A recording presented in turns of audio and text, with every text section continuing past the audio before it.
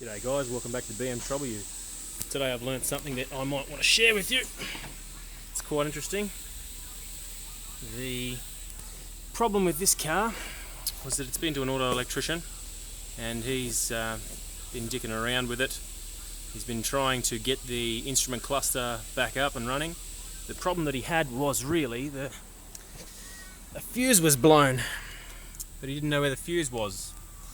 Now, as you can see, all this is up and running now, but previously there was no lights on the instrument cluster, there was no lights for the radio, and there was no lights on the air conditioning either.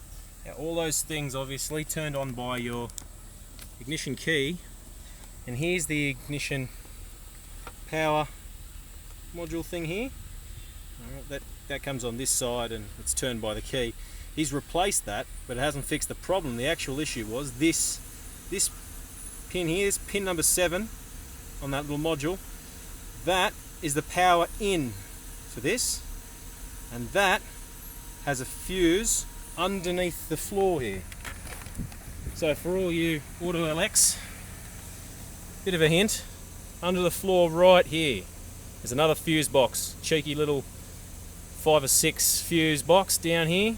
You got to take out this seat, you got to take out the floor mats, pull up the carpet, and there's a bit of foam, move that foam and you'll have fuse box right in there. So fuse box count for this thing, there's one in the glove box, there's one under the floor here, there's fuses in the engine bay near the DME and the relays and all that sort of thing. They're under here. Alright, if you want to check those. There's also fuses in the rear fuse box here, and there's main fuses here.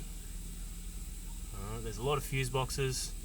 Fair enough, if this guy had known where that fuse box was under the floor, he probably would have got that issue. So for you guys chasing an issue like that, there's also something I want to share with you with the EWS.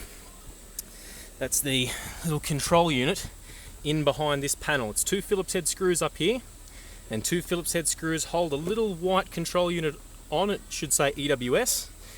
If you ever want to know whether the starter is working fine, whether the main battery cable's alright, whether the actual key ignition is switching, there's 2 wires in there that you can put a split pin into to bridge them across, and then you should be able to turn the key and the starter will operate. Okay, that rules out a whole bunch of stuff.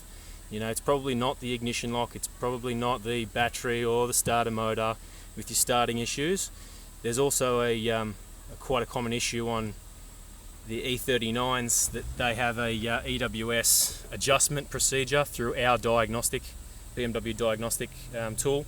So you'll need to bring it into a dealership if ever you can bridge that EWS and you've got all your lights up and your ignition lock is fine, which, as I said, is around that side. If all that's fine, you'll have to bring it in. It's probably an EWS module, or it just needs an adjustment in our system. So I hope this info has been helpful to you. It certainly was helpful to me just to find it out today.